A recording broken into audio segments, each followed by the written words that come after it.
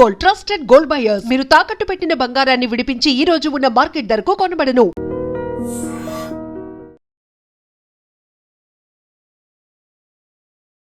నమస్తే, నేను Kavitha. Welcome to I dream news and నిజాలు. భారతదేశ ప్రధానమంత్రి నరేంద్ర మోదీ ఇజ్రాయెల్ పర్యటనని ముగించుకున్నారు. 2 రోజుల పర్యటనలో భాగంగా అటు మంత్రివర్గంతో పాటుగా పార్లమెంట్లో కూడా ఆయన ప్రసంగించారు. దీంతో పాటుగా హెక్సగాన్ ఆఫ్ అలయన్స్ మీద సంతకాలు కూడా అవుతున్నాయి. దానికి సంబంధించి బోల్డ్ అన్ని చర్చలు కూడా జరుగుతున్నాయి. బట్ పాకిస్తాన్ మాత్రం దాని మీద ఎందుకని అభ్యంతరం వ్యక్తం చేస్తోంది. ఇజ్రాయెల్ పర్యటన ముగియగానే భారతదేశానికి ప్రధానమంత్రి చేరుకుంటారు. వెంటనే కెనడియన్ పీఎంతో కూడా ఆయన భేటీ కాబోతున్నారు. అసలు ఏం జరుగుతోంది, ఎందుకని ఇంత మ్యాసివ్గా ఇంత వేగంగా పర్యటనలు అనేవి జరుగుతున్నాయి? మనతో పాటుగా ఉన్నారు సీనియర్ జర్నలిస్ట్ సురేష్ కొచ్చతిల్ గారు. సార్ నమస్తే. సో 2 days పర్యటన అనేది ఇజ్రాయెల్లో చాలా ఫ్రూట్ఫుల్గా జరిగినట్టు తెలుస్తోంది.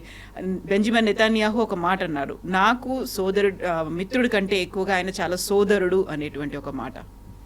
కరెక్ట్. ఎందుకంటే ఇండియా ఇజ్రాయెల్ ఒక రిలేషన్షిప్ నిన్ననో మొన్ననో మొదలు కాలేదు. ఆల్మోస్ట్ ప్రధానమంత్రి మాట్లాడుతూ వాళ్ళ పార్లమెంట్ నెసెట్లో అన్నారు ఈ మాట. 2000 సంవత్సరాల కన్నా ఎక్కువ మనకు ఒక రిలేషన్షిప్ ఉందనేది మనకు తెలిసింది. ఆ టైంలో చాలా మటుకు జ్యూస్ మర్చెంట్స్ మలబార్ వైపు వచ్చి స్పైసెస్ కొనుక్కు వెళ్తుండే. అది చాలా దేశాల నుంచి వస్తున్న వీళ్ళు కూడా వచ్చారన్నమాట టైంకి. తర్వాత మనకు తెలిసిందే జ్యూస్ మీద జరిగిన అత్యాచారాలతోనే చాలా మటుకు ఈవెన్ సెకండ్ వరల్డ్ వార్ తర్వాత కూడా చాలా మటుకు జ్యూస్ పారిపోయారు అక్కడిక్కడి నుంచి. దానికన్నా ముందు ఫస్ట్ వరల్డ్ వార్లో కూడా వీళ్ళందరూ చాలామంది వచ్చి సెటిల్ అయిన ఒకటే కంట్రీ ఇప్పుడు కూడా ఇజ్రాయెల్ టెక్స్ట్ బుక్స్లో ఉంది. అది the only country to offer safe stay for juice was India అని ఒకటే దేశం. సో దాంట్లో చాలామంది ముంబై, కేరళ, దాని తర్వాత నార్త్ ఈస్ట్. ముంబై జ్యూస్ ఉన్నారు, దాని తర్వాత వాళ్ళు బగ్దాదీ జ్యూస్ కూడా అంటారు వాళ్ళు. కొంతమంది కల్కటాలో కూడా ఉంటారు. కొచ్చిన్లో జూ టౌన్లో సెటిల్ అయిన జ్యూస్ని కొచ్చినీ జ్యూస్ అంటారు. దాని తర్వాత నార్త్ ఈస్ట్లో ఉన్నది బెనే ఇజ్రాయలీ జ్యూస్ అంటారు వీళ్ళని. సో కోస్టల్ ఏరియాస్కి వచ్చి సెటిల్ అయ్యారు వాళ్ళందరూ. ఆ north east of course was not coastal, but they went to north east. తర్వాత లాస్ట్ ట్రైబ్స్ ఆఫ్ ఇజ్రాయెల్ అంటారు వీళ్ళని. సోలమన్ టైం నుంచి ఉందన్నమాట. సో ఏదో నిన్ననో మొన్ననో మనకి ఇజ్రాయెల్కి రిలేషన్షిప్ కాదు. ఇన్ఫ్యాక్ట్ అరబ్ కంట్రీస్తోన మనకి ఫర్ ఎగ్జాంపుల్ ఒమాన్ లాంటి రాష్ట్రాలతో ఉన్న సంబంధాలు, యుఏఈతో ఉన్న సంబంధాలు కూడా దానికి కొన్ని సంవత్సరాల తర్వాతే వచ్చింది. First we had ties with Israel. In fact Maharaja, ఆయన పేరు మర్చిపోయాను, గుజరాత్ నుంచి ఉన్న మహారాజా, జామ్నగర్ మహారాజా, ఆయన పోలిష్ పిల్లలకి ఆ టైంలో మన కాన్సన్ట్రేషన్ క్యాంప్స్ నుంచి, గ్యాస్ చేంబర్స్ నుంచి బయటకు వచ్చిన కొన్ని పిల్లలు ఎస్కేప్ అయ్యారు. వాళ్ళ అమ్మ నాన్న అంతా గ్యాస్ చేంబర్లో చంపేశారు జర్మన్ ఆర్మీ, హిట్లర్ వాళ్ళని. ఆ టైంలో వాళ్ళు పారిపోయి భారతదేశానికి వచ్చినప్పుడు ఒక స్కూల్ కట్టారు ఆయన. ఇజ్రాయెల్లో కూడా ఒక స్కూల్ కట్టారు తర్వాత. ఆయన స్టాచ్యూ ఒకటి ఇప్పుడు రీసెంట్లీ ఇజ్రాయెల్లో ఒక టౌన్లో ఇజ్రాయలీ గవర్నమెంట్ ఆవిష్కరించారు. దాని చాలా మటుకు మనకు సంబంధాలు చాలా ఉన్నాయి. సో మనకి ఏదో అండ్ వన్ కామన్ థింగ్ మనకి ఇజ్రాయెల్కి ఏంటంటే, మోదీ గారు చెప్పారు కూడా, ఇజ్రాయెల్ రికగ్నైజ్ చేసిన రోజే మోదీ గారు పుట్టారు. భారతదేశం సెప్టెంబర్ 17th, 1950. తో ఈ సెలబ్రేషన్ భారతదేశానికి ఇజ్రాయెల్కి మీరు అర్థం చేసుకోవాలి. మనం ఎంతో ప్యాలెస్టైన్తో తిరిగినాం చాలా మట్టుకు. ఇందిరాగాంధీ టైం నుంచి, దానికన్నా ముందు నెహ్రూ టైం నుంచి, Rajiv Gandhi, even Narasimha Rao time, and Yasir Arafat కూడా చాలాసార్లు భారతదేశానికి వచ్చారు. Designated terrorist. సరే, if one man's freedom fighter is another man's terrorist అంటారు. మీరు హఫీజ్ సయీద్ గురించో లేకుంటే వీళ్ళ గురించి అనేటప్పుడు ఇజ్రాయేలీ అథ్లీట్స్ని చంపిన వాళ్ళు ఇదే ప్యాలెస్టైనియన్ టెర్రరిస్ట్. మ్యూనిక్ ఒలింపిక్ గేమ్స్లో మన అందరికి తెలిసిందే. ఎల్ఆల్ ఎయిర్క్రాఫ్ట్ హైజాక్ చేసింది ఒకసారి, వీళ్ళు ట్రై చేశారు. దాని తర్వాత పానామ్ హైజాక్ చేశారు, ఎయిర్ ఫ్రాన్స్ హైజాక్ చేశారు, ఉగాండాకి తీసుకెళ్ళిన ఆపరేషన్ అప్పుడు రెస్క్యూ చేశారు, ఆపరేషన్ థండర్బోల్ట్. సో ఇజ్రాయెల్ అనేది ఒక రాష్ట్రం మనలాగానే ఎప్పుడు చూసినా వాళ్ళ మీద టెర్రరిస్ట్ దాడి నడుస్తూనే ఉంటుంది. సో భారతదేశానికి కూడా అదే ఉంది. మోదీ గారు అదే అన్నారు, we face the same thing. మీ మీద అప్పుడు జరిగిన 4 సంవత్సరాల ముందు జరిగిన October 7th అటాక్ హమాస్ నుంచి, ఆ అటాక్ లాగానే మా 26/11 కూడా అట్లనే ఉంటాయని చెప్పి మోదీ గారు రిమైండ్ చేస్తారు. దాంట్లో హబాద్ హౌస్ మీద ముంబైలో దాడి చేసి అక్కడ కూడా టెర్రరిస్ట్ దిగారు చూడండి. వాళ్ళు చాలా క్లియర్గా టార్గెట్ చేసుకున్నారు పాకిస్తానీ టెర్రరిస్ట్. ఏదో హోటల్కి వెళ్ళడమో ఏదో బిల్డింగ్కి వెళ్ళడం కాకుండా ఇజ్రాయేలీ కల్చరల్ సెంటర్ మీద కూడా దాడి చేసి అక్కడ ఉన్న రాబాయి వాళ్ళ ఫ్యామిలీని చంపారు, వాళ్ళ అబ్బాయి ఒకటే బయటపడ్డాడు. సో అట్లాంటి దాంట్లో మనకు we have a shared relationship. మనకి రష్యా తర్వాత అన్నిటికంటే స్టేబుల్గా ఉన్న ఒక పార్ట్నర్ టెక్నాలజీలో ఇజ్రాయెల్, డిఫెన్స్ టెక్నాలజీలో. కార్గిల్ వార్ టైంలో కూడా ఇజ్రాయెల్ ఎక్కువ మాట్లాడరు, దాని డిఫెన్స్ పర్చేసు డిఫెన్స్ అమ్మడం అంతా యూఎస్తో లింక్డ్ ఉంటుంది ఎప్పుడు. ఎందుకంటే చాలా మటుకు వాళ్ళ టెక్నాలజీని డెవలప్ చేసింది యూఎస్లో, కానీ దాని మ్యానుఫ్యాక్చర్ కూడా యూఎస్లో జరుగుతుంది. ఎందుకంటే ఇజ్రాయెల్ దగ్గర మ్యానుఫ్యాక్చరింగ్ కెపాసిటీ అంత లేదు, ఇప్పుడు వచ్చింది అనుకోండి, ఆ టైంలో లేకుండా. ఇజ్రాయెల్ చాలా మటుకు టెక్నాలజీలో they are way ahead of us, even US. వాళ్ళ రీసెర్చ్ అండ్ డెవలప్మెంట్ అనే one of the best in the world. అది మీరు అగ్రికల్చర్ ఉండొచ్చు, డిఫెన్స్ ఉండొచ్చు, బయోటెక్నాలజీ ఉండొచ్చు, ఏదైనా. I met so many Israeli scientist, ఇక్కడ కాన్ఫరెన్సెస్లో కలుస్తుంటాను, బయో ఏషియా లాంటి కాన్ఫరెన్స్, దానికన్నా ముందున్న కాన్ఫరెన్స్లో కూడా. వాళ్ళ R&D చూస్తే మనం అసలు వీఆర్ నోవేర్. మనం ఇప్పుడు స్టార్టప్స్ గురించి మాట్లాడుతున్నాం, స్టార్టప్ కల్చర్ వాళ్ళకి ఆల్రెడీ ఉంది. అది చిన్న చిన్న కంపెనీలు, they produce amazing work. Agriculture ఆలోచించండి, మన దగ్గర చిత్తూరు కడప రీజియన్లో రెయిన్ షాడో ఏరియాస్ ఉంటుంది, వర్షమే పడదు అక్కడ ఎక్కువ. కుప్పం దాంట్లో ఒక ఏరియా వస్తుంది, చంద్రబాబు నాయుడు గారు అక్కడిని తీసుకొచ్చారు ఇజ్రాయెల్ నుంచి అగ్రికల్చర్ సైంటిస్ట్ తీసుకొచ్చి. ఆలోచించండి, ఎస్ వాళ్ళ, ఎందుకంటే వర్షం లేని చోట్ల ఆలోచించండి, వాళ్ళు మొత్తం అగ్రికల్చర్లో they are one of the leading countries in the world. మనం ఎప్పుడు ఇజ్రాయెల్ గురించి మాట్లాడుతున్నప్పుడు కవిత గారు, ఇజ్రాయెల్ ప్యాలెస్టైన్ ఆక్రమించుకున్నారు, ఇజ్రాయెల్ అది చేశారు ఇది చేస్తారంటారు, కానీ హిస్టరీ మన వాళ్ళు ఎవరు కరెక్ట్ హిస్టరీ చెప్పలేదు.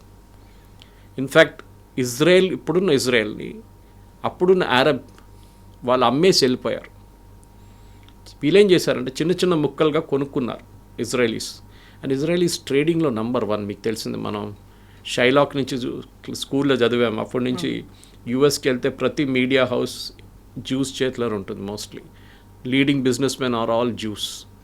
ఓకే, బట్ ఇజ్రాయెల్ నుంచి రావాలని లేదు. There are Polish jews, there are German jews, there are Ukrainian jews, Russian jews, French, German, చాలామంది ఉన్నారు jews. So they come from different countries అనమాట. సో వాళ్ళు కొనుక్కున్నారు ఈ ల్యాండ్.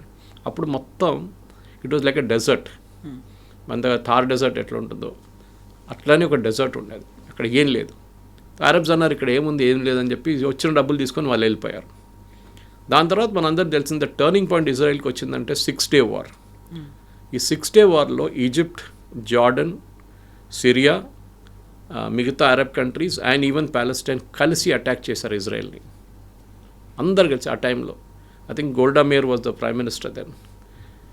ఎంత బాగా డిఫెండ్ చేసుకున్నారండి ఇజ్రాయెల్ అంటే. దాని తర్వాతనే వాళ్ళకి ఎక్కువ ఏరియాస్ వచ్చింది. In fact even Benjamin Netanyahu, even Golda Meir చెప్పారు ఆ famous speech of hers, if there was no 6 Day War there would have been no Golan Heights with us. Golan Heights మేము పట్టుకున్నాం. ఎప్పుడు రాదు ఇట్లాంటి చాలా మటుకు ఏరియాస్ జార్డన్ దగ్గర ఉండేసి ఇప్పుడు కూడా మనం అర్థం చేసుకుంటలేం. ఇజ్రాయెల్ కన్నా ఎక్కువ ప్యాలెస్టీనియన్ టెరిటరీ ఎవరి చేతిలో ఉందంటే one is Egypt, other is Jordan. వీళ్ళు ఆక్యుపై చేసుకున్నారు చాలా మటుకు ప్యాలెస్టీనియన్. వాళ్ళు మాట్లాడలేదు దాని గురించి.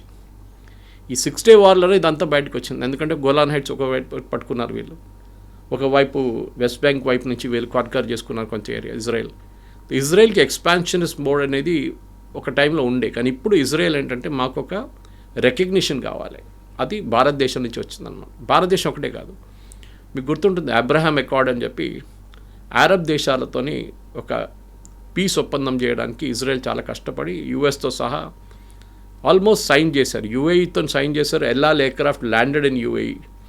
ఎగ్జాక్ట్లీ ఒక వారం తర్వాత ఈ October 7th అటాక్ జరిగింది. ఎందుకంటే సౌదీ అరేబియా సంతకం పెట్టడానికి రెడీగా ఉన్నారు అబ్రహాం అకార్డ్లో ఏంటంటే బేసిక్లీ మీ స్టేట్ ఆఫ్ ఇజ్రాయెల్ రికగ్నైజ్ చేస్తున్నారు. 2 state సొల్యూషన్ అంటే ఇజ్రాయెల్ అండ్ ప్యాలెస్టైన్ వీళ్ళిద్దరూ విల్ బి సపరేట్ కంట్రీస్ అన్నమాట.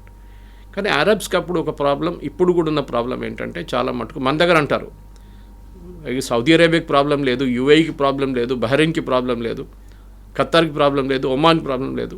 కానీ మన దగ్గర ఉన్న ఇక్కడ ఉన్న Indian Union Muslim, Jamaat e Islamic problem that Israel has no right to exist. Sorry, Israel has a right to exist.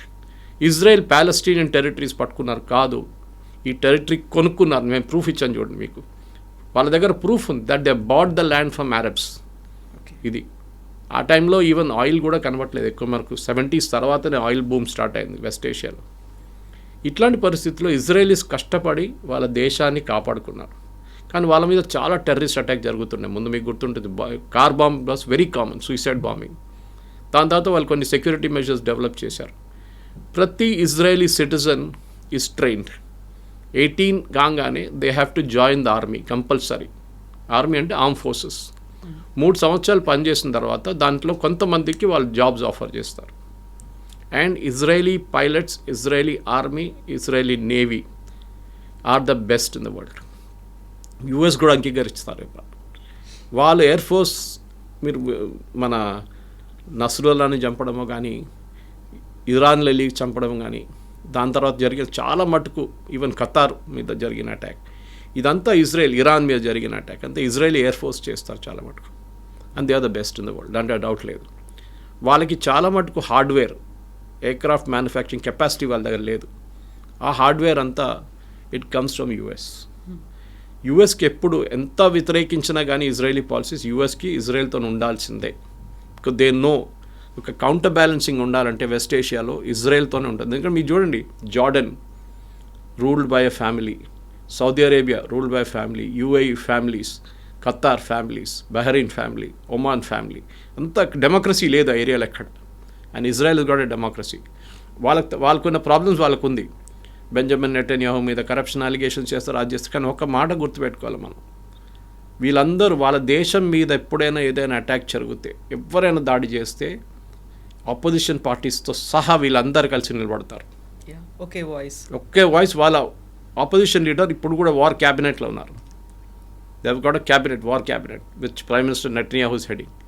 అది వాళ్ళకి ఆప్షన్. మన దగ్గర చూడండి, ఇవాళ రాహుల్ గాంధీ అంటున్నాడు మోదీ నన్ను భయపడి ఇజ్రాయెల్కి వెళ్ళిపోయాడు. అరే ఇజ్రాయెల్ విజిట్ 6 నెలల ముందు డిసైడ్ చేశారు నాయన, ఇప్పుడు కాదు. ఈ international visits are all decided 6 months 8 months in advance. ఇదో నన్ను భయపడి ఇజ్రాయెల్కి పారిపోదు. ప్రియాంక వాద్రా ఇంకా మోదీ గారు అక్కడ వెళ్ళి గాజా మీద జరుగుతున్న జెనోసైడ్ గురించి మాట్లాడతారని ఒక్క మాట లేదు. 1200 మహిళల్ని, వాళ్ళ భర్తల్ని, పిల్లల్ని చంపిన ఈ హమాస్ టెర్రరిస్ట్ ఒక్కడే కాదు, మీరు గుర్తుపెట్టుకోండి. కిడ్నాప్ చేసి తీసుకెళ్ళేది టెర్రరిస్ట్ కాదు, సివిలియన్స్ చేశారు గాజా నుంచి. వాళ్ళు పట్టుకెళ్ళారు వీళ్ళని. దాంట్లో ఎంతోమందిని లాస్ట్లో 51st బాడీ ఇప్పుడే దొరికింది. ఇజ్రాయెల్కి ఏంటంటే, ఇజ్రాయెల్ సరే వాళ్ళ డిఫెన్స్ పాలసీ మనం దాంట్లో ఇంటర్ఫియర్ చేయలేము. But end of the day మనం అక్నాలెడ్జ్ చేయాల్సి ఏంటంటే they have a right to exist. So మనం దాని నుంచి చాలా లెసన్స్ ఉంది మనకు నేర్చుకోవాల్సింది. కానీ అన్ఫార్చునేట్లీ మన దేశంలో ఆపోజిషన్ పార్టీస్ ఎప్పుడు గవర్నమెంట్ వ్యతిరేకంగానే ఉంటారు. పాకిస్తాన్ దాడి చేస్తే కూడా రాహుల్ గాంధీ అంటాడు ఎన్ని ఎయిర్క్రాఫ్ట్ పోయింది చెప్పండి. అరుణాచల్ ప్రదేశ్లో చైనీస్తో పోరాటం చేస్తే మన సోల్జర్స్ని కొట్టారని చెప్తారు రాహుల్ గాంధీ. నార్త్ ఈస్ట్లో చేస్తే అదే అంటారు. ఎక్కడ చూసినా అంతే. కానీ ఇజ్రాయెల్లో it is not like that. ఇప్పుడు ఇజ్రాయెల్ దగ్గర నుంచి మనకు, and that's irony of it Kavitha గారు, first Indian prime minister to visit Israel is Narendra Modi. Narendra Modi గారు ఎప్పుడు వచ్చారు? 2014లో ఎలక్ట్ అయ్యారు. దానికన్నా ముందు ఒక్క ఇండియన్ ప్రైమ్ మినిస్టర్ కూడా ఇజ్రాయెల్కి వెళ్ళలేదు. బికాజ్ మన Israel is a right to exist అని మనం యాక్సెప్ట్ చేయలేదు. మోదీ గారికి ఆ ప్రాబ్లం లేకుండే. బహుశా చెప్పొచ్చు వీళ్ళు రైట్ వింగ్, వాళ్ళు కూడా right wing, okay that's fine. కానీ Israel has a right to exist. And మనకి ఇజ్రాయెల్ కావాలి ఇప్పుడు. ఎందుకంటే చాలా మటుకు మనకి కావాల్సిన టెక్నాలజీ యుఎస్ మనకి ఇయ్యరు, వాళ్ళు అమ్మరు మనకి. Israel is ready to sell the technology to us. So దాంట్లో మనకు అన్నిటికంటే పెద్ద ప్రాబ్లం ఏంటంటే కవిత గారు, మన కోస్ట్ లైన్ చాలా పెద్ద Coast line, almost 900 kilometers. It starts from Bangladesh all the way around, Tamil Nadu నుంచి వచ్చి it goes all the way to Gujarat. అక్కడ దాకా ఉన్న ఈ కోస్టల్ లైన్ని కాపాడుకోవాలంటే మన దగ్గర కెపాసిటీ ఉండాలి. సో అదే మెయిన్ అన్నమాట. సో ఇండియా ఇప్పుడు చేస్తున్న డిఫెన్స్ దాంట్లో డీల్స్లో ఒకటి, మన డోమ్, ఐరన్ డోమ్ అని చెప్పి వాళ్ళ దగ్గర they have a beautiful capacity. మనం చూసుంటాం. అది అక్కడ హూతీలు మిసైల్ ఫైర్ చేసిన, ఇరాన్ మిసైల్స్ ఫైర్ చేసిన, ఈవెన్ హమాస్ మిసైల్స్ ఫైర్ చేసిన వాళ్ళ దగ్గర ఒక ఐరన్ డోమ్ ఉంది. Which even US does not have today. ఇప్పుడు యూఎస్ అంటున్నా మేము గోల్డెన్ డోమ్ పెట్టబోతున్నామని చెప్పి ప్రెసిడెంట్ ట్రంప్ పెద్ద గొడవ చేశారు చూడండి, గ్రీన్లాండ్ ఇష్యూ వచ్చినప్పుడు. ఇప్పుడు మన దగ్గరికి ఈ సేమ్ ఐరన్ డోమ్ని ఇజ్రాయెల్ మనకి ఆ టెక్నాలజీ ఇవ్వడానికి రెడీగా ఉన్నారన్నమాట. సో దీంట్లో మనం గుర్తుపెట్టుకోవాల్సిందంటే ఐరన్ డోమ్కి 3 కాంపోనెంట్స్ ఉంటుంది, 3 లెవెల్స్ ఆఫ్ డిఫెన్స్ ఉంటుంది అన్నమాట. ఒకటి డేవిడ్ స్లింగ్ అని ఉంటుంది. డేవిడ్ స్లింగ్ ఏంటంటే మీడియం రేంజ్ మిసైల్స్ని హ్యాండిల్ చేస్తుంది. అది 300 కిలోమీటర్ దాకా ఉన్న డ్రోన్స్ని మిసైల్స్ని హ్యాండిల్ చేస్తుంది. సో మనకి పాకిస్తాన్ వైపు నుంచి ఆ ఇష్యూ ఉంది. చైనా వైపు నుంచి అంత ప్రాబ్లం లేదు, ఎందుకంటే చైనా యాక్టివ్గా మన మీద దాడి చేయలేదు. లాస్ట్ 60 తర్వాత ఎప్పుడు చేయలేదు. పాకిస్తాన్ రెగ్యులర్గా చేస్తుంటారు. ఇప్పుడు ఒక third front Bangladesh open up అయింది మనకి. అక్కడి నుంచి కూడా రేపు దాడి జరగవచ్చు మన మీద. But we can easily defend our Bangladesh అంత పెద్ద ఇష్యూ కాదు. సో డేవిడ్ స్లింగ్ టెక్నాలజీ మనకి ఇవ్వబోతున్నారు. అది కాకుండా డేవిడ్ స్లింగ్ ఐరన్ డోమ్లో మనకి ఇంటర్సెప్ట్ మిసైల్స్ని 4 నుంచి 70 కిలోమీటర్ దాకా ఉన్న షార్ట్ రేంజ్ రాకెట్స్ని కాపాడుకుంటుంది అనమాట. సో దీన్ని కాకుండా మనకు కావాల్సిన మెయిన్ ఏంటంటే మనకి యారో మిసైల్స్ అని ఉంటుంది ఇజ్రాయెల్ దగ్గర, which is basically an American technology. కానీ ఇజ్రాయెల్ దాన్ని డెవలప్ చేసి మాడిఫై చేసుకున్నారు. ఆ టెక్నాలజీ కూడా మనకి ఇవ్వడానికి రెడీగా ఉన్నారు ఇజ్రాయెల్. సో 3 కాంపోనెంట్స్ అనమాట, David sling, arrow and iron domes. ఈ ఐరన్ డోమ్లో ఈ మొత్తం టెక్నాలజీ మనం తీసుకొస్తే మన కంప్లీట్ కోస్టల్ ఏరియా మనం హ్యాండిల్ చేసుకోవచ్చు. అది చాలా ఇంపార్టెంట్, ఎందుకంటే మనకి ఇంత పెద్ద కోస్ట్ లైన్ ఉన్నప్పుడు డెఫినెట్గా వీ హ్యావ్ టు, ఎందుకంటే మనకు మీరు చెప్పినట్ల ఆల్మోస్ట్ 15,000 అనుకుంటా, 15,000 నుంచి 16,000 దాకా మనకి ల్యాండ్ బార్డర్స్ ఉన్నాయి. Starting from Pakistan to China across to Bangladesh towards Myanmar. 15,000 kilometres. ఇది మీరు ఫిజికలీ డిఫెండ్ చేయాలంటే చాలా కష్టం. సోల్జర్స్ని టెక్నాలజీ వాడాల్సిందే ఈ టైంలో. అది కాకుండా మీరు చెప్పినట్లు మనకి 7,500 కిలోమీటర్స్ కోస్ట్ లైన్ ఉంది. Again very difficult to defend. మీరు ఎంత సబ్మెరీన్స్ పెట్టినా, ఎన్ని షిప్స్ పెట్టినా కానీ, ఎన్ని ట్రాకింగ్ చేసినా, ఎన్ని రికాగ్నిషన్ చేసినా టెక్నాలజీ కావాల్సింది. ఇజ్రాయెల్ దగ్గర నుంచి నేర్చుకోవాలి. ప్రతి చోట్ల మన మనుషులు పెట్టలేము, మనం టెక్నాలజీ వాడుకోవాలి. So this technology Israel is ready to sell to us. అది కాకుండా మిగతా మిసైల్స్ కూడా మనకు చాలా మట్టుకున్నాయి. ఫర్ ఎగ్జాంపుల్ నేను అది ఎల్బిట్ అనే ఒక ఇజ్రాయలీ కంపెనీ ఒకటి ఉంది, వాళ్ళ దగ్గర కూడా ఒక రఫాల్ ఉంది. But it is Rafael, not Rafael of France. It's a different company. వీళ్ళ దగ్గర కూడా ఒక ఐరన్ బీమ్ డెవలప్ చేశారు. దాంట్లో ఐరన్ బీమ్ ఏంటంటే ఇట్స్ లైక్ ఎ లేజర్. ఇప్పుడు మనం S-400 వాడుతున్నప్పుడు రష్యా దగ్గర తీసుకున్నప్పుడు ప్రతిసారి ఇది ఫైర్ చేస్తున్నప్పుడు it cost millions. So but అంత ఖర్చు చేయాలన్నా వద్దా అని ఆలోచించాల్సి వస్తుంది. అటువైపు నుంచి ఒక డ్రోన్ వస్తుందో లేకుండా మిసైల్ వస్తున్నప్పుడు S-400 అక్కర్లేదు. యారో విల్ టేక్ కేర్, మన దగ్గర ఉన్న ఆకాష్ విల్ టేక్ కేర్, చూసుకుంటుంది అది. ఎందుకంటే మనం ఒక దోమని చంపడానికి ఒక సుత్తి తీసుకొచ్చి కొడతాం చూడండి, ఆ కాన్సెప్ట్ అయిపోతుంది ఇఫ్ యూ యూస్ S-400. దేనికి కావాలో దానికే వాడుకోవాలన్నమాట. సో ఆ పరిస్థితుల్లో we have to get this particular ఒక మిసైల్ టెక్నాలజీ మన దగ్గర వాళ్ళు ఐరన్ బీమ్ అని చేశారు. దాంట్లో ఫిజికల్ మిసైల్ లేదు, it's a laser guided missile destroyer అనమాట. దాన్ని ఇప్పుడు ఇరాన్తో జరిగిన గొడవలో వాళ్ళు యూజ్ చేశారు. It worked. ఇంకా కంప్లీట్ డెవలప్మెంట్ కాలేదు, ఆల్మోస్ట్ అయిపోయినట్లు ఉంది ఇప్పుడు. వాళ్ళు ఎక్కువ బయట చెప్పరు ఇప్పుడు. సో దాన్ని మనం we're going to take care, we'll buy అనమాట, కొనుక్కొని వెళ్తున్నాం. దానికి బేసిక్లీ ఒక 100 కిలోవాట్స్ ఒక బీమ్ అనమాట, లేజర్ బీమ్. అది such a strong laser beam. Up to 10 కిలోమీటర్ల దాకా ఏ ఇన్కమింగ్ మిసైల్ వస్తుంటే దాన్ని కొట్టుపడేస్తుంది. సో ఫిజికలీ మీరు ఏం లాంచ్ చేయక్కర్లేదు, you can just switch on the beam like a strong torch light. అది వెళ్ళి కొడుతుంది, దాన్ని వెళ్ళి కొట్టేసి డిస్ట్రాయ్ చేస్తుంది అనమాట. ఇది మనం చేయాల్సింది ఇప్పుడు. సో దీని కాకుండా చాలా మటుకు స్పైస్ 100 గైడెన్స్ సిస్టమ్స్ ఉంది, ఎల్బెట్ ద ర్యాంపేజ్ ఉంది, అది చాలా దగ్గర మిసైల్స్ ఉంది. దాంట్లో కొన్ని మిసైల్స్ మనం రఫాల్ ఎయిర్క్రాఫ్ట్లో వాడుకుంటున్నాం. ఒక మిసైల్ మనం వాడింది very important missile, spice missile అప్పుడు వాడింది మన బాలాకోట్. అదే మిసైల్ వీళ్ళు నస్రుల్లాని చంపడానికి లెబనాన్లో వాడారు. అదేం చేస్తుందంటే ఇట్ విల్ బేసిక్లీ డ్రిల్ చేసుకుంటుంది. Suppose terrorist sitting in the second floor, tunnel కానీ అండర్ గ్రౌండ్, ఈవెన్ సెకండ్ ఫ్లోర్లో కూర్చున్నాడు. బిల్డింగ్ ఏమో 6 అంతస్తుల బిల్డింగ్ ఉంది. But you know the terrorist groups are sitting second floor. అంటే ఇది డ్రిల్ చేసుకుంటూ వెళ్ళిపోతుంది. 6 to 5, 5 to 4, 4 to 3, 3 to 1 వచ్చి మళ్ళీ ఇంప్లోడ్ అవుతుంది. ఎక్స్ప్లోడ్ కాదు, ఇట్లా ఇంప్లోడ్. అంటే లోపల ఉన్నది మీకేం దొరకదు, బోన్స్ కూడా దొరకదు. ఇట్లా జస్ట్ ఎవాపరేట్ చేసేస్తారు వాళ్ళని. అంత పవర్ఫుల్ బాంబ్. దానికోసం నస్రుల్లాని అట్లా చెప్పారు. నస్రుల్లా చనిపోయినప్పుడు అలా Lebanese army very clearly said ఆయన మీద ఒక ఇంజరీ కూడా లేదంట బాడీ మీద. ఈ జస్ట్ డైడ్ ఆఫ్ షాక్. అంత టెక్నాలజీ ఇజ్రాయెల్ దగ్గర ఉంది. సో మనం కూడా అది వాడాల్సింది. సో మనకి ఇజ్రాయెల్తో ఎంత ఈ ఆపోజిషన్ పార్టీస్ ఆబ్జెక్ట్ చేసినా కానీ ఇక్కడ ఓట్ బ్యాంక్ పాలిటిక్స్ మన అందరికి తెలుసు. వీళ్ళకి గాజా వాళ్ళకి కేరళ ఎక్కడుందో, లేకుంటే పాలస్టీనియన్ వాళ్ళకి కేరళ ఎక్కడుందో, లేకుంటే ఇండియన్ యూనియన్ ముస్లిం లీగ్ ఎవరో, జమాతే ఇస్లామీ ఎవరో వాళ్ళకి ఏం తెలియదు, వాళ్ళు పట్టించుకోరు కూడా. మన వాళ్ళకి ఎక్కడ లొల్లి ఎక్కువ. All eyes on Rafah, save Gaza. Pahalgam జరిగినప్పుడు none of the film stars in Kerala tweeted about it. ఒక్కరు కూడా చేయలేదు. కానీ గాజా మీద దాడి చేసినప్పుడు save Gaza, save children, save lady women, మన అందరు తెలిసిందే దీస్ ఆర్ టెర్రరిస్ట్ని టెర్రరిస్ట్ లాగానే చూసుకోవాల్సి వస్తుంది మనం. సో ఇప్పుడు సరికొత్తగా ఒక ప్రతిపాదన వచ్చింది, హెక్సగాన్ ఆఫ్ అలయన్స్ అనేది. సో 6 యాంగిల్స్లో దీన్ని కూడా మేము ట్యాకిల్ చేయబోతున్నాము అనేది. బట్ దాన్ని పాకిస్తాన్ ఎందుకు అబ్జెక్ట్ చేస్తుంది? పాకిస్తాన్ అంతా ఏకమైంది, వాళ్ళు ఒక రిజల్యూషన్ కూడా పాస్ చేశారు, we're opposing this hexagon of alliance అనే దాన్ని. హెక్సగాన్ ఆఫ్ అలయన్స్ అనేది ఇజ్రాయెల్ మోదీ గారు వచ్చే ముందే లాంచ్ చేశారు. I think it was 20th ఎక్కడో లాంచ్ చేసినది. అక్కడ దీంట్లో ఏంటంటే ఇండియా, గ్రీస్, సైప్రస్, కొన్ని Arab countries, African countries against Shia and Sunni adversaries. ఇప్పుడు మీకు ఆన్సర్ వచ్చేసింది. సున్నీ దేశాలు చాలా ఉన్నాయి, షియా ఒక్కటే ఇరాన్. షియా అండ్ సున్నీ దాని మీద, టెర్రరిస్ట్ గ్రూప్ మీద, అడ్వర్సరీస్ మీద ఒక డిఫెన్స్ మెకానిజం డెవలప్ చేయడానికి హెక్సగాన్ అని చెప్పి ఇజ్రాయెల్ తీసుకొచ్చిన కొత్త కాన్సెప్ట్. దీంట్లో యూఎస్ లేరు. Why Greece and Cyprus? చాలా ఇంపార్టెంట్. మనకు తెలిసింది టర్కీ గ్రీస్ అండ్ సైప్రస్ మీద ఎప్పటి నుంచో దాడి చేసి కొన్ని ఏరియాస్ కూడా ఆక్యుపై చేసుకున్నారు. దానికోసం మోదీ గారు అక్కడ వెళ్ళినప్పుడు ఒక డిఫెన్స్ ప్యాక్ట్ సైన్ చేశారు. దానికే ఎర్దోగాన్ కోపం వచ్చి పాకిస్తాన్తో వాళ్ళ రిలేషన్షిప్ డెవలప్ చేసుకుంటున్నారు. గ్రీస్కి టెక్నాలజీ లేదు, వాళ్ళ దగ్గర అంత పెద్ద ఆర్మ్ ఫోర్సెస్ లేరు. సో ఇజ్రాయెల్ ఏం చెప్పారంటే రేపు మీరు మీద ఎవరైనా దాడి చేస్తే మేము చూసుకుంటాం.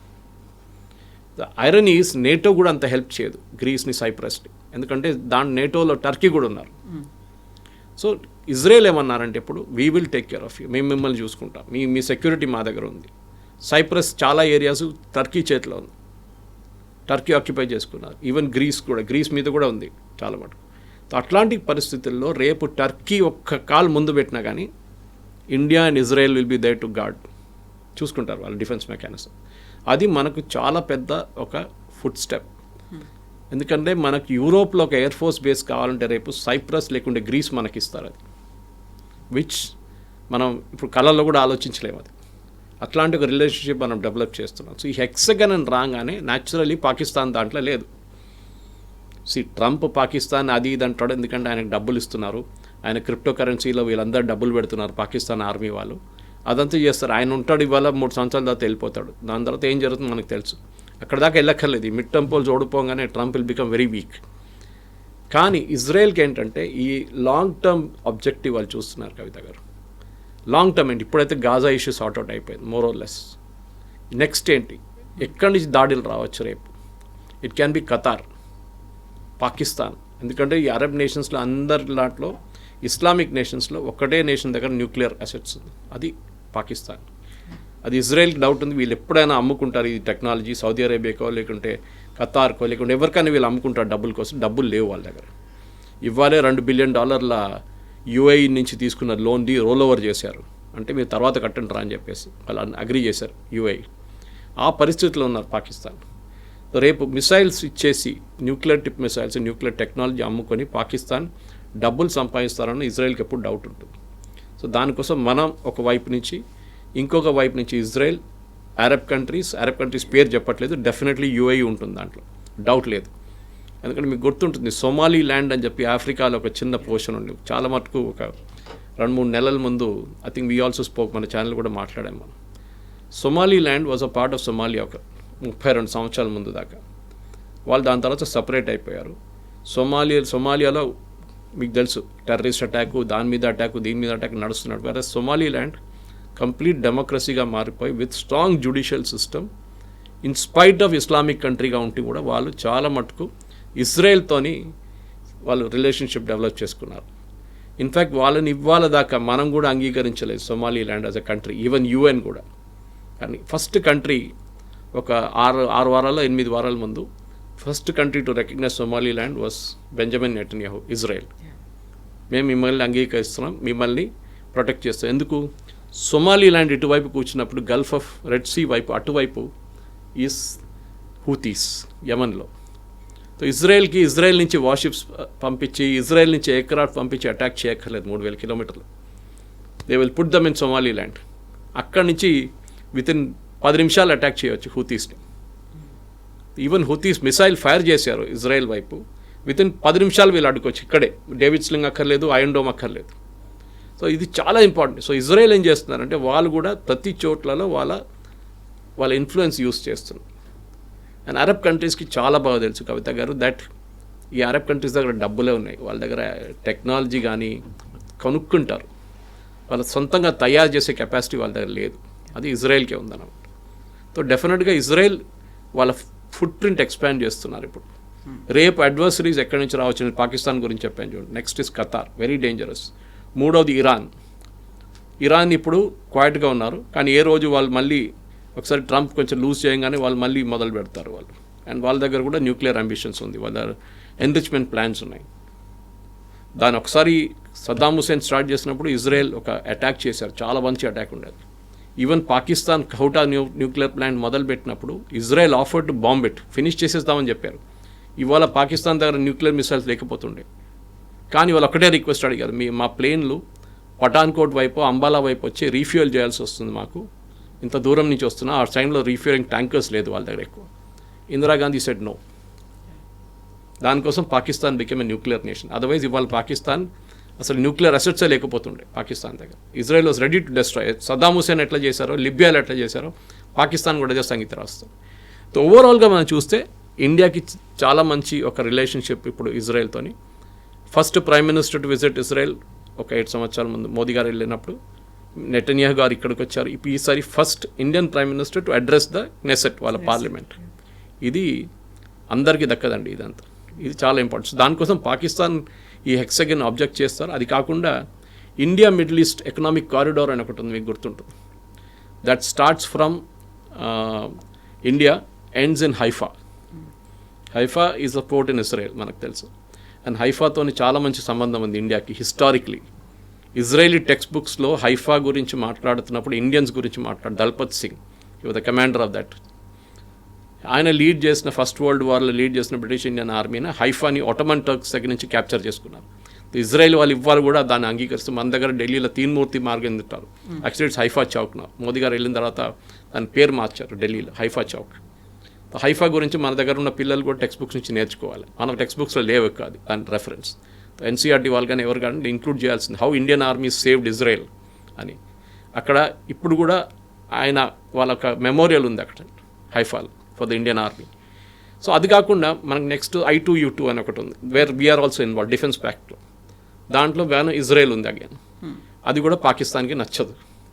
సో ఓవరాల్ మనం ఏం చేస్తున్నాం అంటే we are building a defence shield. Kavitha గారు నేను చెప్పాను చూడండి, ఫిజికల్లీ మన ఆర్మీని యుక్రెయిన్ వార్ నుంచి, రష్యా యుక్రెయిన్ వార్ నుంచి నేర్చుకోవాల్సిన అన్నిటికంటే పెద్ద లెసన్ ఏంటంటే మీకు మనుషులు అక్కర్లేరు. వాళ్ళు ఇక్కడ 1,00,000 మంది చనిపోయారు, అక్కడ 1,00,000 మంది చనిపోయారు. ఇప్పుడు వాళ్ళు ఎవరిని వాడలేదు, ఇప్పుడు టెక్నాలజీ వాడుతున్నారు.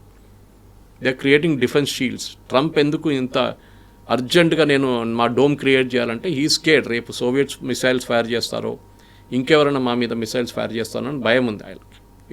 ఇరాన్ కూడా కావచ్చు. సో మనం కూడా మన entire Coast line and land border we should protect. మన టెక్నాలజీ వాడుకుని, ఇజ్రాయలీ టెక్నాలజీ వాడుకుని మనం చేయాల్సింది. ఆపోజిషన్ పార్టీస్ చెప్తూనే ఉంటారు, వాళ్ళ మాట పట్టించుకోలేదు. సో హెక్సాగాన్ అనగానే ఇజ్రాయెల్లో ఉన్నటువంటి ఆ సింబల్ కూడా కనిపిస్తోంది కదా, హెక్సాగాన్ దానిలాగే ఉంది. వాళ్ళ ఫ్లాగ్ నచ్చదు పాకిస్తాన్కి, డేవిడ్ స్టార్ నచ్చదు పాకిస్తాన్కి. ఇది జ్యూస్ అనేది ఒక పర్సిక్యూటర్ రిలీజన్ అండి, ఇప్పటి నుంచి కాదు, ఎప్పటి నుంచో వాళ్ళని. కానీ వాళ్ళు ఎప్పుడు తల వంచలేదు, ఎప్పుడు కాలేదు. They never dip the head, never bowed down. They very proud civilization. వాళ్ళు భయపడి పరిగెత్తి ఎక్కడికి అరబ్ కంట్రీస్ చేశారు చూడండి 6 Day వార్లో. Within no time finish చేసేసారు ఇజ్రాయెల్ వీళ్ళందరినీ. ఆ టైం దగ్గర ఇజ్రాయెల్ దగ్గర పెద్ద ఎయిర్క్రాఫ్ట్ ఏం లేకుండే, పాత అమెరికన్ ఎయిర్క్రాఫ్ట్ ఉండే. టెక్నాలజీ అంతా చేంజ్ కాలేదు, 1960s మాట్లాడుతున్నాం మనం. సో అక్కడి నుంచి ఇప్పుడున్న ఇజ్రాయెల్ చూడండి, they are world apart. Technology wise నేను చెప్పాను చూడండి, health care extremely good. Health care చాలా స్ట్రాంగ్. అంటే హెల్త్ కేర్ అంటే డాక్టర్లు నర్సులు కాదు మనం మాట్లాడదు, హెల్త్ కేర్ టెక్నాలజీ. ఇన్ఫ్యాక్ట్ మన నర్సులు అక్కడ పనిచేస్తున్నారు. కేరళ నుంచి చాలామంది నర్సెస్ వర్క్ ఇన్ ఇజ్రాయెల్, ఎందుకంటే వాళ్ళ దగ్గర ఎల్డర్లీ పాపులేషన్ చూసుకోవడానికి కావాలన్నమాట. కానీ ఇజ్రాయెల్ ఏముందంటే ఒక డిసిప్లిన్ ఉంది. దట్ 18 సంవత్సరాలు కాగానే 3 సంవత్సరాలు ఆర్మీలో పనిచేయండి. మన దగ్గర ఒక హాఫ్ ద పాపులేషన్ నా పని మీద పెడితే కొంచెం డిసిప్లిన్ వస్తుంది. రోడ్డు మీద బండి నడిపించడం కానీ, రోడ్డు మీద స్పిట్టింగ్ చేయకుండా ఉండడం కానీ, మన పబ్లిక్లో బిహేవియర్ అంతా మారిపోతుంది. సో ఇజ్రాయలీస్ చూడండి, దే ఆర్ రెడీ వాళ్ళ దగ్గర వెపన్స్ ఉంటుంది, ఏ టైంలో అటాక్ జరుగుతుందో తెలియదు October 7th లాగా. So they are train for it. ఏదైనా అటాక్ జరిగితే immediately Israelis know how to react. మనలా కాదు, అందరు మొబైల్ తీసుకొని అక్కడ సెల్ఫీ వీడియో తీసుకొని వెళ్తారు. వాళ్ళ మీద ఒక సూసైడ్ అటాక్ జరగంగానే, లేకుంటే ఏదైనా అటాక్ జరిగితే ఒక బస్ స్టాండో ఎక్కడైనా, వాళ్ళ దగ్గర ఒక ఫస్ట్ రెస్పాండ్ సిరీస్ ఉంటుంది, ఏం చేయాలని చెప్పేసి. ఎవరు అంబులెన్స్ హ్యాండిల్ చేస్తారు, ఎవరు డాక్టర్స్ ఉంటారు, ప్రతి ఏరియాకి క్యాల్కులేట్ చేసి పెట్టారు. October 7th ఒక తప్పు జరిగింది. Yes, they was a massive failure. కానీ అది ఎందుకు జరిగిందంటే దాని ఇన్వెస్టిగేషన్ నడుస్తుంది. ఒక ఆర్మీ చీఫ్ రిజైన్ చేశారు. కానీ ఒక లెసన్ అది ఇజ్రాయెల్కి, దట్ టెక్నాలజీ అనేది మాత్రం పనికిరాదు, అప్పుడప్పుడు మీకు మనుషులు కూడా ఉండాలి గ్రౌండ్లో అని చెప్పేసి అది నేర్చుకున్నారు వాళ్ళు October 7th తర్వాత. Yes sir, thank you so much sir. Thank you very much. Thank you. నిజంగా ప్రస్తుతం ఉన్నటువంటి సమాజం దేనికి ప్రయారిటీ ఇస్తుంది? ఆర్థిక సంబంధాల చుట్టూ మాత్రమే తిరుగుతోంది. మళ్ళీ ఎన్నికలంగానే చాలా విరక్తి కలుగుతున్నాం. మంచి అనిపిస్తుంది కదా, లేడీస్ కూడా ఛాలెంజింగ్ జాబ్స్ చేసినప్పుడు చాలా బాగుంటుంది.